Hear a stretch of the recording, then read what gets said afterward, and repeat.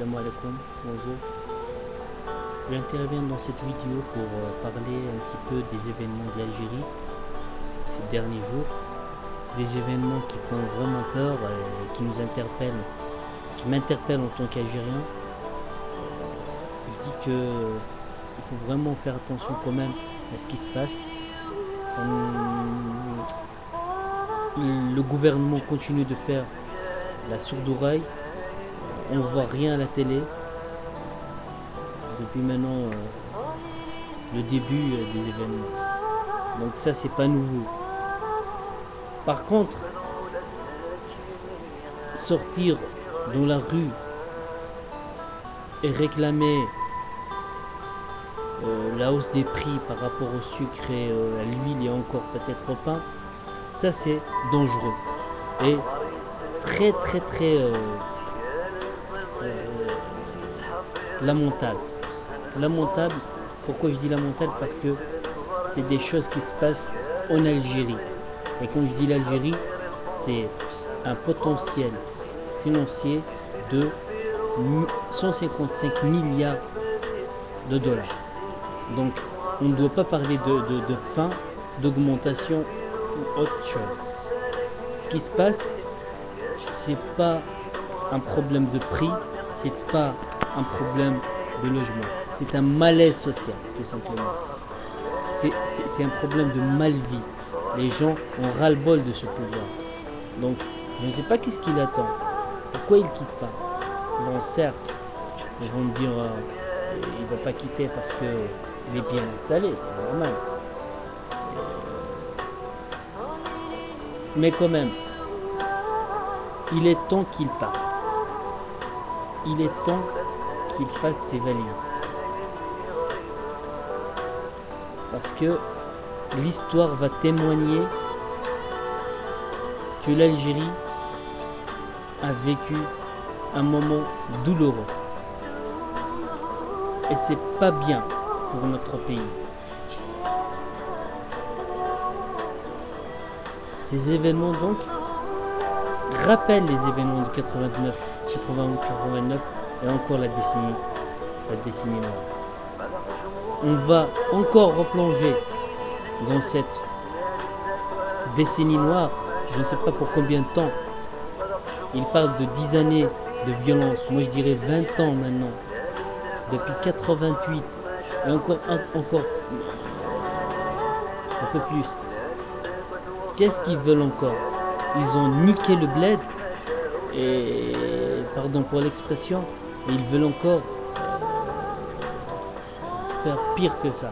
Je ne vois pas ce qui est pire que ça. 200 000 morts, je ne sais pas combien de disparus, des gens qui quittent le pays par milliers, et j'en passe.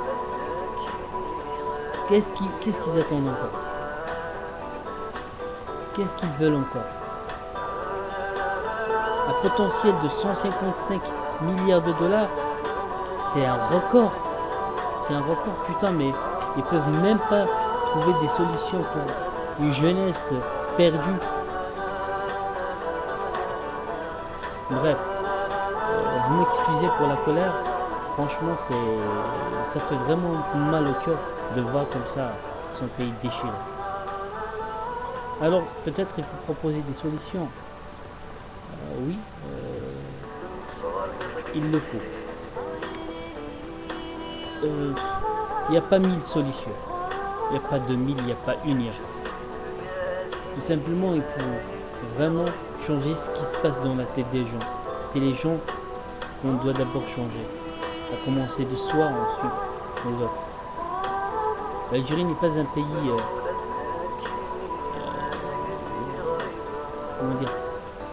C'est pas un pays qui est facile à gouverner, c'est vrai. Donc, on n'a pas la culture de la démocratie. Je suis désolé pour ceux qui m'écoutent, mais franchement, la démocratie, c'est pas, on peut pas la pratiquer comme ça en Algérie. je dirais c'est une expérience. La démocratie est une expérience. Elle est praticable n'importe où. Mais nous, je ne pense pas. Alors, qu'est-ce qu'il faut? Il faut déchirer ce pays. Qu'est-ce qu'il faut?